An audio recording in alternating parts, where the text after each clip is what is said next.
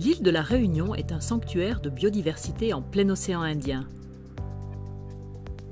La multitude de microclimats a formé des milieux et des habitats très variés qui abritent une quantité d'espèces végétales et animales indigènes, c'est-à-dire installées à la Réunion sans l'aide de l'homme, et endémiques uniquement présentes à la Réunion.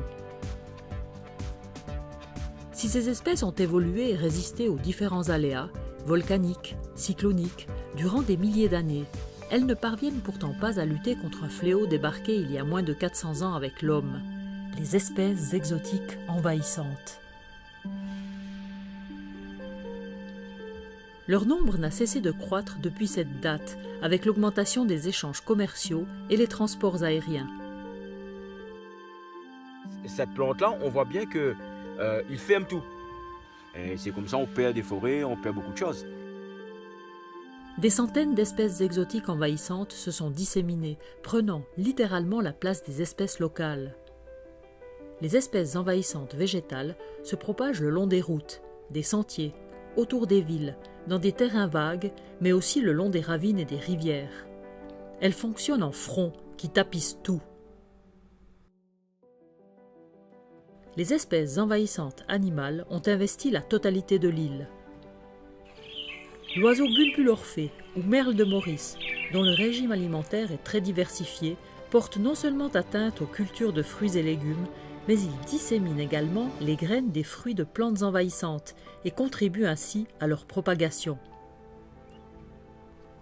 Les espèces exotiques envahissantes menacent le cœur même des forêts primaires de l'île de la Réunion.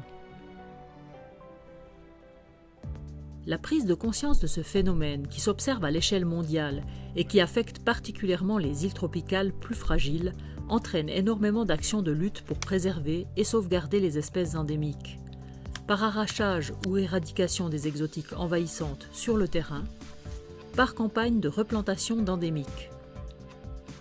De nombreuses classes d'écoles, des communes, prennent part à ces actions.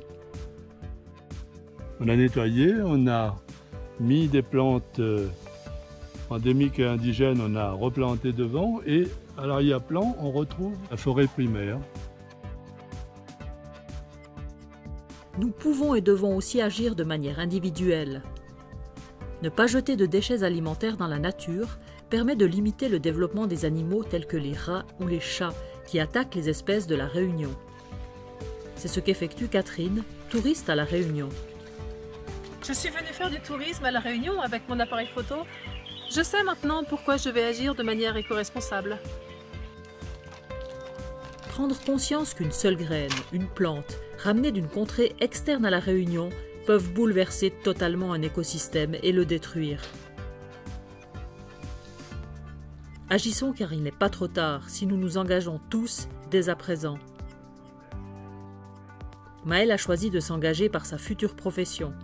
Je suis réunionnais, étudiant et je m'implique pour les générations futures. Préservons notre nature réunionnaise, un joyau, un patrimoine unique au monde. Moi, midi, la Réunion, c'est mon case. Protégeons notre île.